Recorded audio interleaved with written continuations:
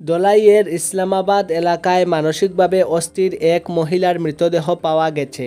ধলাইয়ের ইসলামাবাদ এলাকায় একটি পুকুরের কাছে মণিপুরি মার্কেটের কাছে একটি পেট্রোল পাম্পের বিপরীতে একটি অজ্ঞাত মহিলার মৃতদেহ পাওয়া গেছে।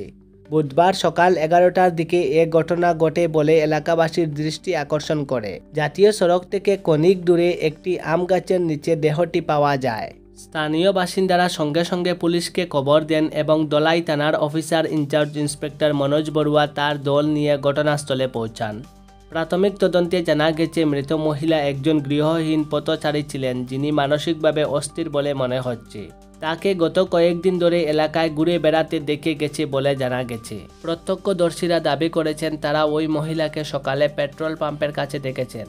প্রতিবেদন অনুসারে এই অঞ্চলে প্রচণ্ড তাপপ্রবাহ পুলিশকে অনুমান করতে পরিচালিত করেছে যে তিনি হিট সার্কিটে মারা যেতে পারেন। তার শরীরে কোনো দৃশ্যমান আঘাতের চিহ্ন ছিল না, যা ইঙ্গিত করে যে তার মৃত্যু সম্ভবত প্রাকৃতিক কারণে হয়েছে। মৃত্যুর সঠিক কারণ জানতে পুলিশ মৃতদেহটি ময়নাতদন্তের জন্য শিলচর মেডিকেল কলেজ ও হাসপাতালে পাঠিয়েছে। মৃতদেহটি 72 ঘন্টার জন্য হাসপাতালের মর্গে রাখা হবে, কারণ কর্তৃপক্ষ কোনো আত্মীয় বা পরিচিতজন এগিয়ে এসে তাকে শনাক্ত করার জন্য অপেক্ষা করছে। পরিদর্শক মনোজ বড়ুয়া মৃতকে চেনেন বা তার পরিচয় সম্পর্কে তথ্য থাকতে পারে এমন কাউকে হাসপাতালে দেখার জন্য অনুরোধ করেছেন। পুলিশ আশা করছে যদি তার পরিবার খুঁজে পায় তাহলে ওই নারীকে যথাযথভাবে দাফন করা হবে।